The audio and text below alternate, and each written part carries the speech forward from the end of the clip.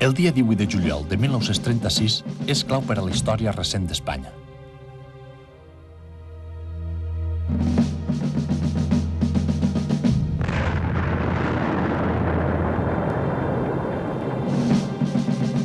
La sublevació contra la República al nord d'Àfrica, encapçalada pel general Franco, i la consegüent guerra va marcar la vida del país i també la dels homes i les dones que es trobaren immersos en tal conflicte.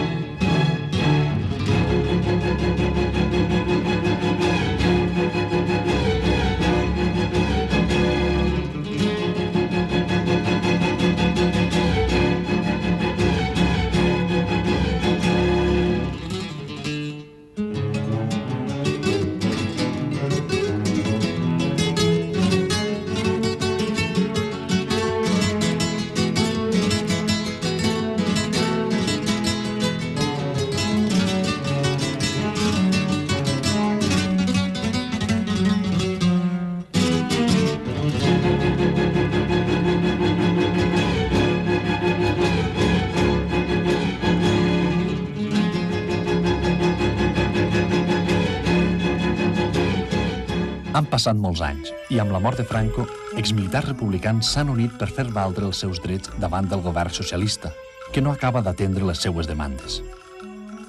L'Associació de Veterans de l'Exèrcit de la República té les seues arrels en els darrers anys 70, quan les lleis d'amnistia promulgades pel govern de la UCD fan possible que apareguin les primeres associacions d'excombatents republicans. Una de les primeres és UNEX, Unión Nacional de Excombatientes. La UNEX fue una de las primeras asociaciones que a raíz de la venida de la democracia surgieron con el ánimo de organizar a los antiguos militares o a los antiguos combatientes que tomaron parte en la contienda. Esto nació con la idea de llegar a una reconciliación, a una unificación de los que combatieron en un bando i dels que combatieron en el otro. D'una sessió d'UNEX l'any 84 sorgeix a València Veterans de l'Exèrcit de la República. Esta associació és la que portarà avant tot el procés de reclamació dels drets dels militars republicans davant del govern. Els tràmits comencen i el govern González forma una comissió interministerial per a estudiar la problemàtica. La comissió dicta un informe favorable a les aspiracions dels republicans. Però quan s'aprova la llei de reconeixement de drets i servicis als militars que serviren a la República l'any 84, els vells soldats es veuen despagats en veure que l'informe interministerial havia sigut oblidat per la llei. La ley 3784, que fue la que dijeron que ya había resuelto el problema militar, que no fue así, fue un desengaño para todos nosotros, puesto que solo acogía, en general, a los servicios prestados durante la contienda entre el 18 de julio de 1936 y 1 de abril de 1939, sin detallar categorías, es decir, desde carabinero hasta coronel, con la misma asignación mensual de 29.000 pesetas, que era el sueldo mínimo de la seguridad social. Si el informe aquel de la comisión interministerial que presidía Borrell se hubiera tomado en consideración y sobre este informe de la comisión, de esta comisión, se hubiera plasmado la ley, hubiera sido fantástico porque en la actualidad el problema estaría resuelto y estaríamos todos contentos. La ley, en concreto, reconocía unos derechos a unos militares profesionales, los que estaban en el ejército antes de la guerra, y otros militares profesionalizados que eran los que accedían al ejército durante la contienda. Repito, estaba todo muy acertado porque nos reconocían el empleo alcanzado a unos y a otros. La cosa estaba muy equilibrada y satisfizo a todo el mundo. Pero aquello, por desgracia, el gobierno no lo tomó en consideración y hizo una ley completamente distinta y, además, muy discriminatoria. Les negociacions continuen i l'any 88 s'aconsegueixen unes pensions en relació amb el grau militar obtingut en guerra, que oscil·la entre 43 i 75.000 pessetes. Més val això que una punyada en els morros, però jo crec que, degut a lo que han passat i a lo que s'han fet sofrir de tot, des del dia 29 de març del 39 fins ara, se mereixem no aquest sueldo, no, se mereixem uno de capità general. Tots. Si els que quedem, els que no ens han mort a palisses o fusilats o tancats o això, se mereixem un sueldo de capità general, en vez de la misèria que ens donen. Jo, que he sigut capità, m'ha deixat com pare en qualsevol que antes de la guerra havia sigut cabo i acabar la guerra siguent a lo millor sargento en una instrucció molt xicoteta i que no podia plegar més, no podia manar més que 15 o 20 homes, i això, home, per unes lleis que s'han fet ara, avui en dia consideren que és, doncs què li diré jo, comandant, m'ha deixat, doncs me pareix que és un absurd, me pareix que no és lògic això. Avui volen que se'ls reconega la categoria de professionals, però per això han d'acudir als tribunals i esperar un llarg procés jurídic. Molts comenten, mig en broma, que es moriran abans de veure resolt el tema.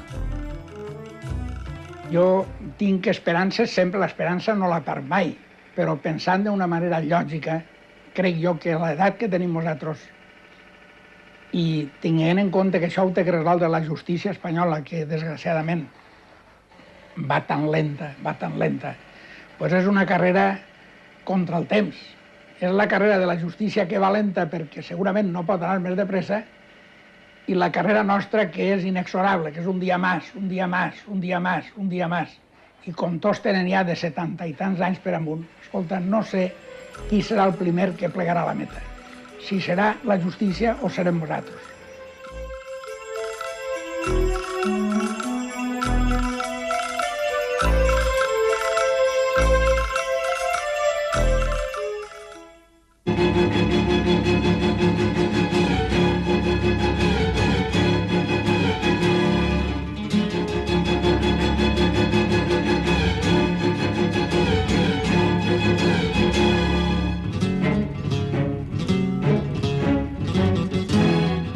Molt s'ha escrit i vist sobre els fets de la guerra i sobre els homes i les dones que van participar en ella. Però hem volgut conèixer algunes històries particulars sobre la vida en guerra i postguerra d'alguns valencians que van lluitar en l'exèrcit derrotat, en l'exèrcit de la República.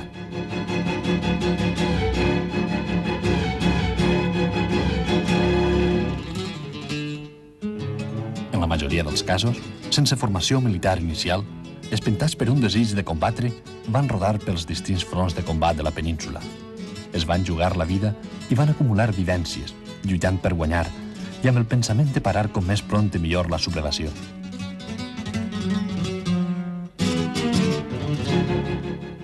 Tenien vora 18 anys quan va començar la guerra. La tradició militar familiar, les idees polítiques o la defensa de l'ordre establit és el que mou estos joves a defendre la República. Molts d'ells no eren encara militars quan arribà el 18 de juliol, però volien ser-ho.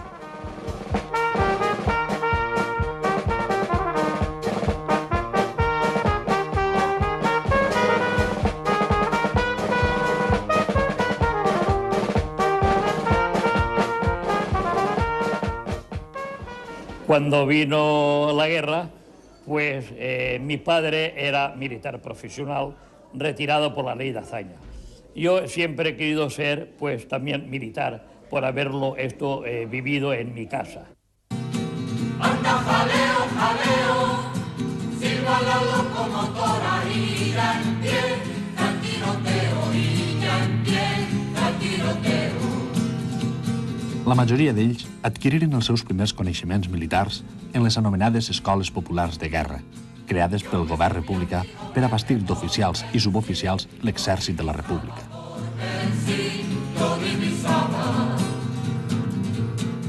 A la comunitat valenciana n'hi havia diverses, i la més coneguda era la de Paterna, que pertanyia a l'arma d'artilleria. Allí s'impartien els coneixements bàsics per a poder manar en acabant homes i armament en el front de batalla. Empecé los estudios en la Escuela Popular de Guerra de Paterna y salí de teniente creo que fue en el mes de abril, el 6 o 7 de abril concretamente, del año 1937. Les disposicions del govern exigien una edat mínima de 18 anys per poder realitzar estudis en aquestes escoles populars.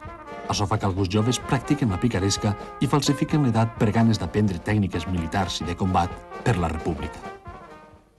Cuando yo salí de teniente, creo que fue el 14, si no recuerdo mal, el 14 del 37, hacía 5 o 6 días que yo había cumplido los 17 años. Esto fue posible a una pequeña trampa que yo hice diciendo que yo tenía un año más porque no podía tener 17 años y tuve que decir, creo que fueron 18. No tots els soldats republicans eren novells en el camp militar. Alguns ja pertanyien a les forces armades o als cossos de seguretat de l'Estat, siga la Guàrdia Civil o el cos de carrabiners. Yo pertenecí, ingresé en la Guardia Civil como hijo del cuerpo en el año 34. Luego, al estallar el movimiento, la Guerra Civil Española, el 18 de julio, pues me presenté en el 5º tercio de la Guardia Civil. Després d'un any d'estudis i de la seva graduació com a oficials, començà el pelegrinatge d'estos homes pels fronts de batalla d'Espanya. Terol, Madrid, Guadalajara, Andalusia... La guerra porta els valencians allà on fa falta la seva presència. Són destinacions apartades de la seva València natal, que a rereguarda i com a seu d'un govern republicà així de Madrid, també pateix a la seva manera els problemes de la guerra.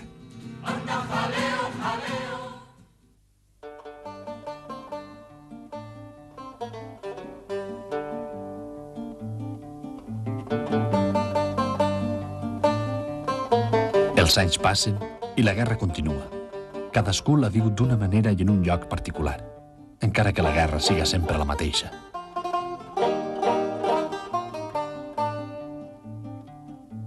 Si me quieres escribir, ya sabes mi paradero. Nos marchamos al frente del Tajo. Allí estuvimos operando con las fuerzas y el primer combate fue el día 22 de agosto de 1936 y el segundo un día después. Tuvimos muchas bajas en el monasterio de Guadalupe, Cáceres, y allí se estabilizó el frente hasta el final de la guerra. Y fui destinado el 20 y tantos de abril del 37 a la 55 Brigada Mixta del 9º Cuerpo Ejército de Andalucía, que estaba destinada en el frente de Andalucía, en la costa, entre Castelldeferro i la Mamola i Adra. Alguns d'estos militars ocupen llocs d'importància, com el comandant Crespo Denis, que pels seus coneixements d'idiomes va estar en contacte amb membres del govern i personalitats estrangeres.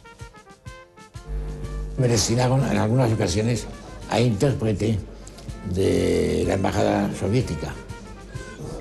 Asistía a los consejos de ministros, asistí a muchas reuniones, conocí a Ilya Ehrenburg, un escritor, conocí a Miguel Kolstov, conocí naturalmente a la Pasionaria, a toda la gente de entonces, pero yo quería estar en el frente.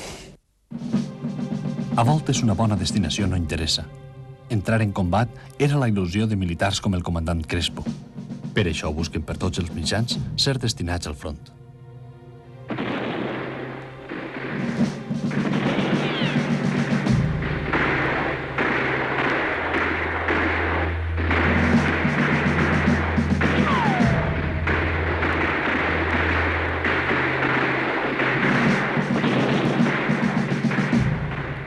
Por fin me destinaron al frente al 7º Cuerpo Ejército de Andalucía, otro Estado Mayor, otro sitio tranquilo.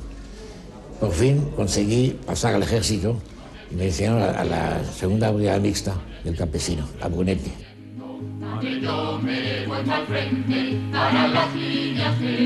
L'heterogeneïtat i la desorganització de l'exèrcit republicà va fer que una volta en combat la majoria d'oficials i de caps republicans tingueren un rang militar superior al que els corresponia per graduació. Esta situació ve imposada per les necessitats de la guerra, però sobretot per la contínua falta d'oficials que patia l'exèrcit de la República. Suena una ametralladora y ya empieza Faltaban gentes y me mandaron encargarme no solamente de una brigada, sino de una división. Y entonces ahí me dieron el grado localmente de teniente coronel. Siempre, todos los que hemos sido oficiales del ejército en la República, hemos ostentado mandos superiores, porque yo he mandado incluso un batallón que corresponde a un comandante, hemos ostentado oficial del ejército mayor que no me correspondía, o sea, todos estamos en la misma situación.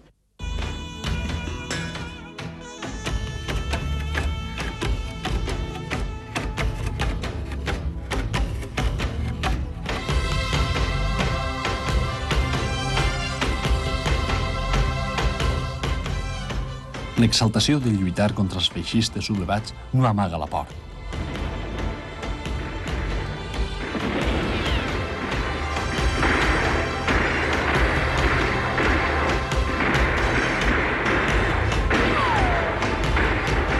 La ferida o la mort poden arribar en qualsevol moment.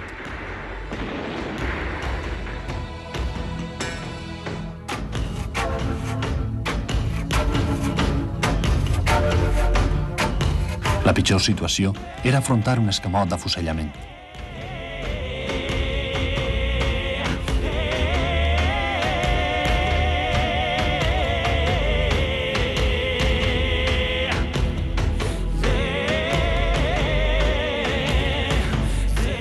Al acabar la guerra, nos cogieron, nos vio una mala pinta y nos pusieron un paquetón con un piquete delante. Estuve ahí 10 minutos sabiendo que nos iban a fusilar. Pero por una suerte de esas que me caen a mí, pues el teniente no se presentó. Dice, el teniente no viene. I això fue el piquete i nos dejaron. Després de 3 anys de lluita, abandonada pels seus aliats, sense suport ni ajudes, la república s'afona.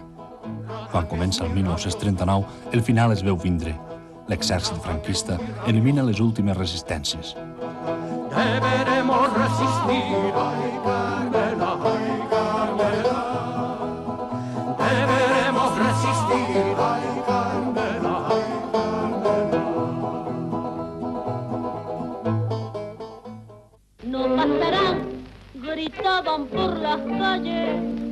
No pasarán, se oía a todas horas por plazas y plazuelas con voces miserables. No pasarán.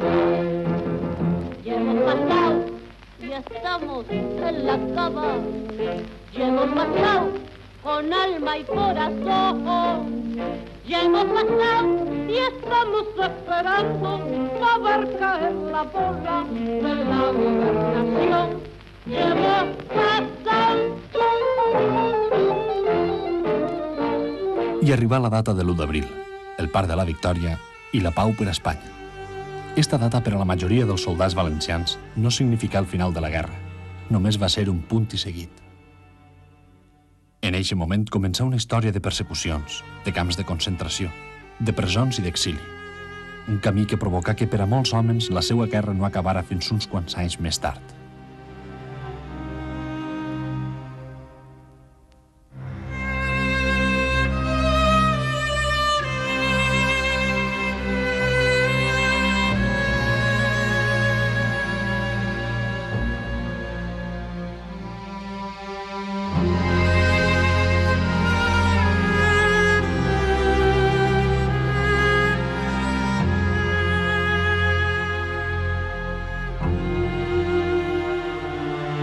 Ingresé posteriormente en los campos de concentración, que no numero, porque eran numerosos, pero al final terminé en la prisión de Soria.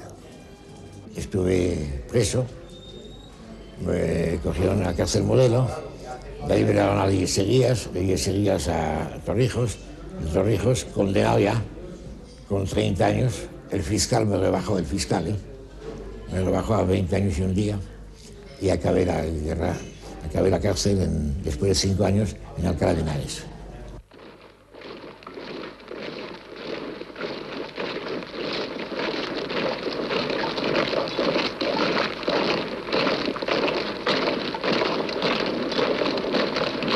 La postguerra va originar moltes històries. Els exemples podrien ser molts i variats, però hem volgut fixar-nos en 3 valencians que van viure una postguerra prou especial i distinta a la d'altres.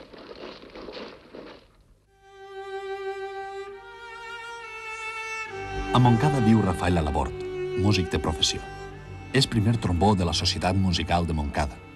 L'any 36 s'allistà en la banda de les milícies populars que és destinada al front de Terol, on està fins al final de la guerra. Al camp de concentració. Quedaren el capità de la banda i el capità el trobaren en un puesto, el director, i entonces anà el subdirector, que era jo. Me digueren a l'estat major que formara la banda i que tocara unes marxes per recibir els nacionals que venien a fer-se càrrec del cos d'exèrcit. Bueno, pues jo formé la banda, demané al corneta que tocara llamada banda i formé la banda en un poble que es deia Arcos de les Salines, que és on estaven tots. El senyor capità, que era don José María Cervera Lloret, pues s'hauria anat a algun lloc que tindria faena, supong jo, i no apareguem. Bueno, resulta que jo que pensava tots els sacrificis que s'havien fet en guerra, tan grans, i havia vist tants morts i tantes coses i tant de desacato per acabar aixina, pues m'entrà un sentiment molt gran. I jo pues, vaig tindre la idea de tocar els himnes que havien tocat durant tota la guerra, en vez de tocar marxes. I toqué pues, per l'última vegada, dic, la Internacional, Los Hijos del Pueblo, el Comintern i l'himne de Riego, i toqué tot el que havien tocat durant la guerra. I m'ha agarrat el sentiment que tingui que ficar-me dins el cos d'exèrcit perquè acabara la banda tocant el que els pareixia. I així s'acaba la guerra.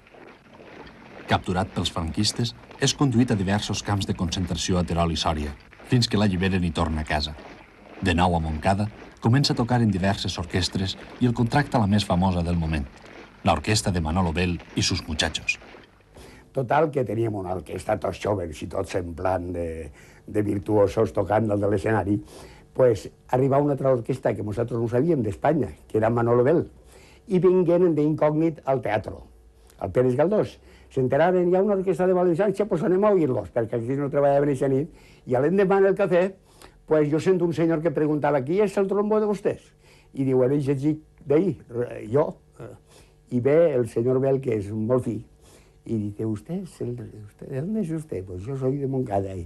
Y me dice, oye, pues allí ha estado mi padre de secretario del juzgado. Pues, y me dijo, si algún día tengo la plaza libre de trombón, ¿a usted le gustaría venir conmigo? Però el moment i el sou no és el millor per als músics, i Rafael intentarà presentar-se a les oposicions de director de banda de música civil a Madrid.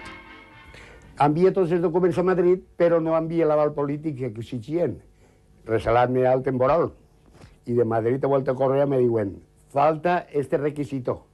El aval polític, sense això no podem prendre en consideració la demanda de vostè de prendre part. Com que no tenia més remei que anar a Governació, demané un imprès, vaig omplir el qüestionari, de la veritat, y me dijeron, vuelva dentro de 8 días. Torné als 8 dies, i entonces me donan el aval, que està per ahí, encara, que diu, individuo de buena conducta pública y privada de ideología izquierdista considerado indiferente al glorioso movimiento nacional y para que coste a petición del interesado para que surta la coletilla de sempre. Com que l'enviï a Madrid i allà me contesten. També tinc per ahí la contestació perquè aniré a la notaria i me feren una còpia legalitzada al notari. Vistos en los términos en que viene redactado el informe político-social establecido por el excelentísimo señor gobernador civil de la provincia de Valencia, este tribunal de mi presidencia acuerda desestimar su petición a ingreso a oposiciones. Dios guarde usted muchos años, arriba Franco, viva España. Tancades les portes a un possible progrés musical, pensa anar-se'n a París i crear allí la pròpia orquestra. La frontera estava tancada a Barcelona. Es fa passar per esquiador per poder acostar-se als Pirineus i passar a França. Jo puig a Barcelona, me compré un mapa de la frontera i una brújula, i l'hivern del 48-49, pues, un diumenge, en l'excusa de que anava a esquiar a la Molina, puig me vaig agenciar un passaport que m'autoritzaren a firmar uno de Montcà, que està allí, un companyero músic també, que li diuen Vicente Sepúlveda, i un altre que havia estat evacuat en casa de soldat, en les dos firmes d'estos, que ho sabien, pues vaig obtindre el passaport de frontera. I puig un dia a la frontera i en el mapa i la brújula, per damunt de la neu, me fiqui en França.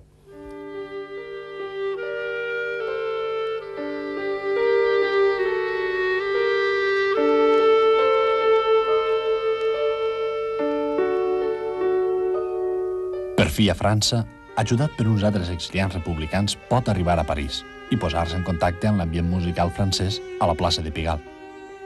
No hi ha treball, i a més, ell no té documents. Per a viure fa treballs que no tenen res a veure amb la música.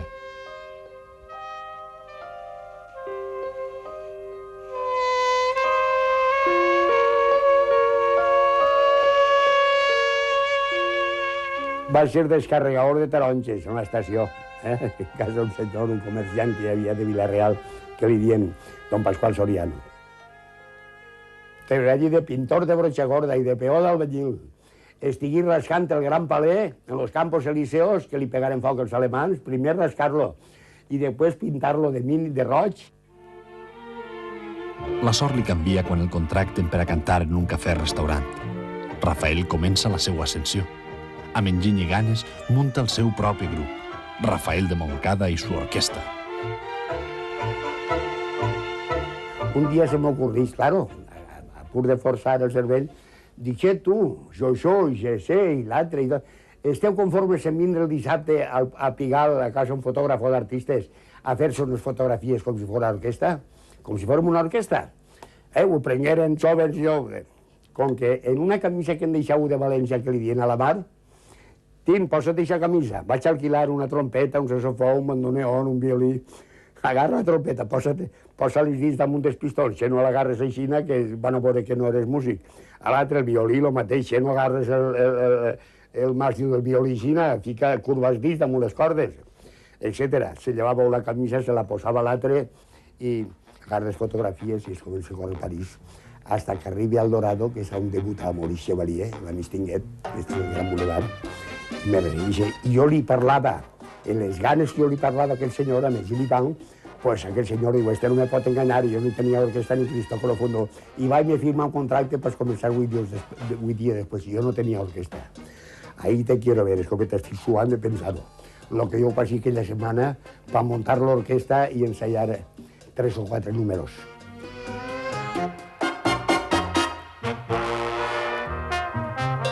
A la primeria del 1953 firma un contracte amb la casa discogràfica Paté i comença a gravar discos.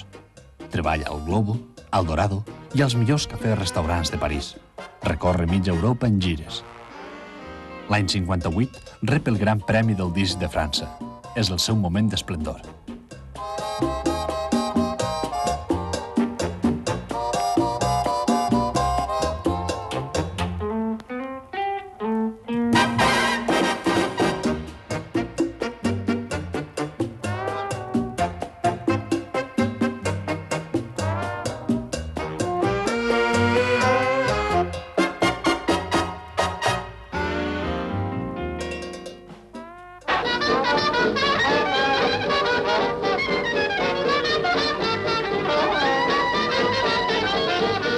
Els 60, amb el rock i els nous temps, marquen la decadència de les orquestres.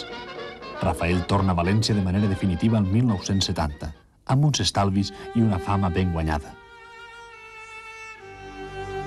Continua treballant al Teatre Russafa fins que va ser assolat. Avui compon i recorda en sa casa de Moncada.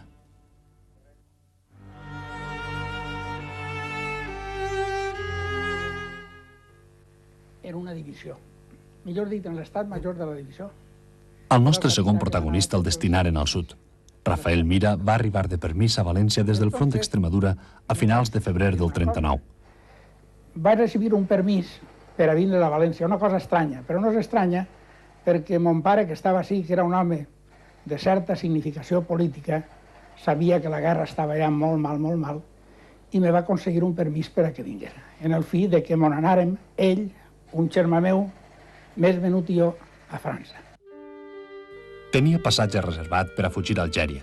El 29 de març, ix del port de València. Vaig aconseguir, per mediació de mon pare, un passaport per anar-me'n a França i vaig eixir en un barco que, segons les notes meues, i després ho he sabut jo, perquè l'estranger ho ha confirmat, que és l'últim que va eixir de València. El barco se dia el Les Sardrieux. Després d'esperar un mes per a obtindre permís de desembarcar, les autoritats franceses el carreguen en un tren i el porten al camp de refugiats de Bogari, a 100 quilòmetres de la costa.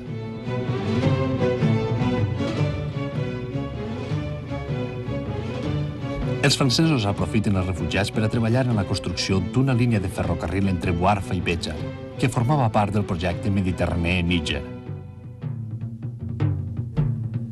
I quan passaren 7 o 8 mesos, entonces, com això era una mà d'obra que estàvem allí, que no feien res, només que menjar, pues estos homes pues van trobar una ocupació. I allí van dir, pues senyores, anem a fer un ferrocarril. En aquell moment, França dominava Argèlia. Argèlia era una colònia de França. I Marroc era un protectorat de França. Entonces, hi havia unes mines propet de Colombeixar, que es deia Quenats, al poble, unes mines de carbó. I entonces volien construir una línia de ferrocarril d'ample normal per a Guixira, per allí, i empalmar en el ferrocarril d'ample normal del Marroc. I entonces poder treure el carbó que havia allí. La línia Mediterrània-Níger era un bluff, en realitat. La línia Mediterrània-Níger va ser exactament de 127 quilòmetres si comptem des de Buarfa a Colombeixar. I des de Beixar a Quenats, a les mines, que n'hi havia uns 25 quilòmetres i nada més. Dies i mesos al sol, sense més horitzó que el desert. Rafael no té cap intenció de fugir. El Sàhara és una bona presó. La seva situació legal no és clara. El més angustiós de tot és que no sabien què eren. És a dir, no eren prisoners, perquè no eren prisoners, però no tenien llibertat. No tenien documentació. I com resulta que les autoritats de Franco de nosaltres no volien saber res, i a més vosaltres tampoc d'elles, pues, era una situació completament amorfa, que al final no sabien si érem espanyols o érem apàtrides, no sabíem el que eren.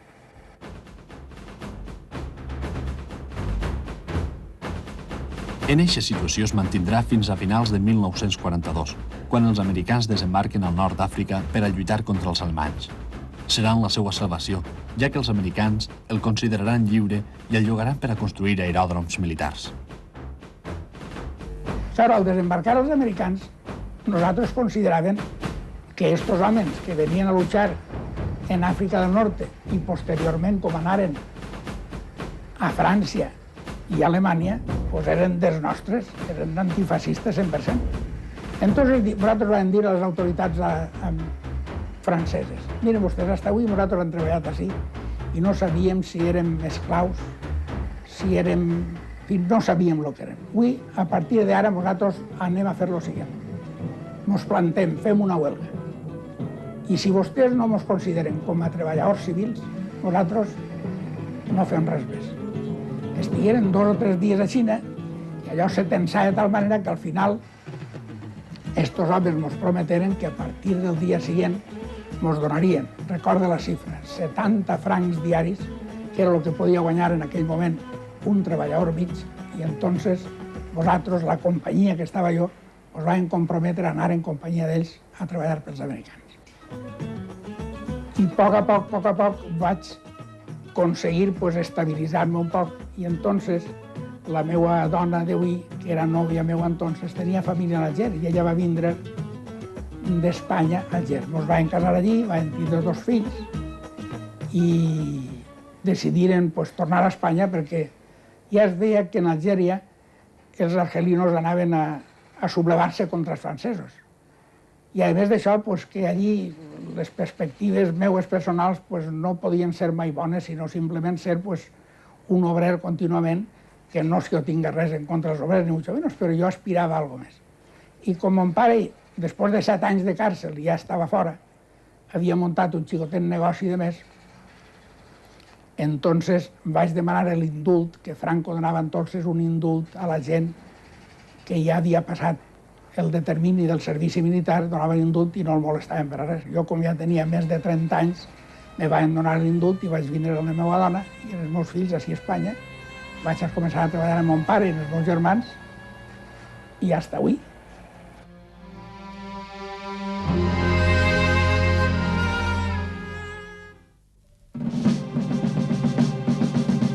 Com molts altres, el nostre tercer protagonista, Mariano Balcalle, veia com al començament de 1939 la República Espanyola no tenia salvació.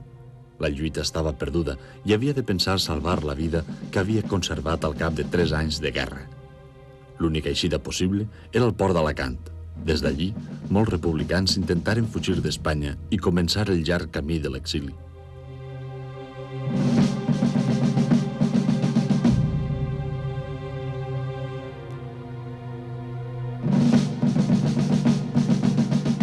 L'última nau amb exiliats no portava Mariano, que va veure com arribaven els italians al port per sometre els republicans que encara estaven allí.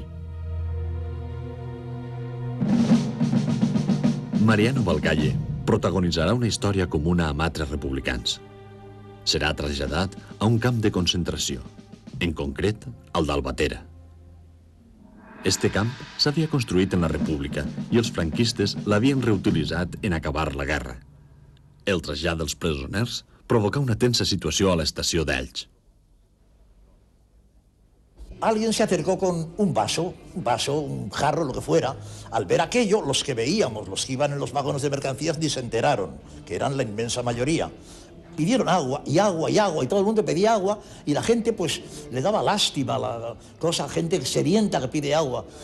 Venían con agua en cacerolas, en vasos, en cacharros, en pucheros, en toda vasija que pudiera coger agua, se acercaban con agua, y la gente, nosotros la veíamos con avidez. Arrancó el tren. Y en el momento de arrancar el tren, nosotros agradecidos de dar las gracias, gracias camaradas, gracias compañeras, muchas gracias. Las propias chicas que tal vez estaban buscando nuevo ligue con algún oficial vencedor, pero estaban emocionadas y nos miraban con ternura y con cariño y con lástima. Y alguien desde una ventanilla levantó el puño. Al levantar el puño, como una salación, todos nosotros levantamos el puño, que lo sacábamos, el que podía sacar el cuerpo, y si no, sacaba nada más que el brazo, pero sacaba el puño. Y en la estación de Elche, yo no digo que lo hicieran todos, pero era un verdadero mar de puños en alto.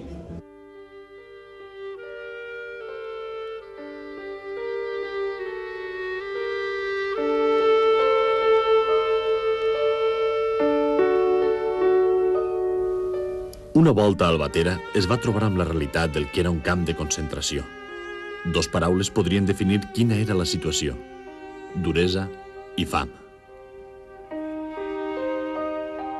Nos trataron con mucha dureza, el hambre fue espantosa, se comía alfalfa, si alguno recibía una naranja que estaba terminantemente prohibida la entrada de comidas, pero si a lo mejor algún soldado paseaba con alguna chica y le daba, oye, dígale a mi hermano estas pocas naranjas, te acercabas al que veías comiendo una naranja y ya la pregunta era una contestación.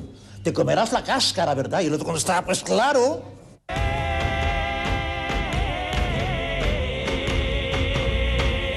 Durante mucho tiempo nos dieron un chusco para 5, que la distribución era espantosa porque no teníamos nada para cortarlo, y por mucho altruismo, compañerismo que tuviéramos, siempre el cacho que veíamos, los otros cachos que veíamos nos parecía más grande que el que nos tocaba uno. Eso y una lata con 4 sardinas. O eran de muy buena calidad o las encontrábamos riquísimas. L'alimentació era el gran problema. La fam podia portar a la mort. Es menjava allò que es podia i a voltes també allò que no s'hauria de menjar. Había una perra allí, una perra loba, que tenía cachorritos. Primero se comieron los cachorritos, después se comieron la perra. Les lentilles passaran a ser el menjar fonamental en substitució de les sardines. Cocían muy mal y se digerían pésimamente, y se dio ese caso de la fábula de las lentejas, que el hombre hace sus necesidades y que después llueve, se aclaran las lentejas y otro se las comía. Eso se dio varias veces. Si la fam no els exterminava, el seu futur era la presó per a molts anys o l'escamot d'afusellament. Lo sabíamos enseguida por la hora de tocar Diana. Los hermanos León fue por la tarde, a las 4 o las 5 de la tarde. juntamente con otro de Chirivella, pero a partir de entonces los fusilamientos que hubo allí, todos fueron por la mañana, al amanecer. El día que al tocar, cuando veíamos la diana, mirábamos enseguida a ver la luz. Si veíamos ya cierta claridad del día, respirábamos tranquilos. Si veíamos entre dos luces o casi de noche, havia fusilamiento. La incertesa feia que els presoners buscaren escapar-se del camp per a poder sobreviure, però d'eixa manera provocaven represàlies en els que es quedaven. Recibimos la visita del general Esteban Infantes. No me gusta dar nombres propios, pero en este caso tengo que darlo. Era entonces gobernador militar de Alicante. Y fue a visitar el campo en visita de inspección y creo que había habido algo de un intento de fuga o algo así. Y recorrió aquello con una energía enorme y nos hizo formar, como es natural. Y cogió al jefe de campo, al alférez, y le dijo, si se repite algo de esto, no sé a qué se referiría, porque plantes no hubo, algún intento de fuga. Usted procede por su cuenta, fusile usted a 10, fusile usted a 50, fusile a todos los que usted quiera, y después de fusilados, me da cuenta de los que haya fusilado. Al cap de 9 mesos, el camp de concentració d'Albatera es va tancar. Tots els presoners havien tingut un destí. Mariano Valcalle complí els anys de condemna a la presó, d'on va eixir per a reintegrar-se en una societat que ja no era la seua.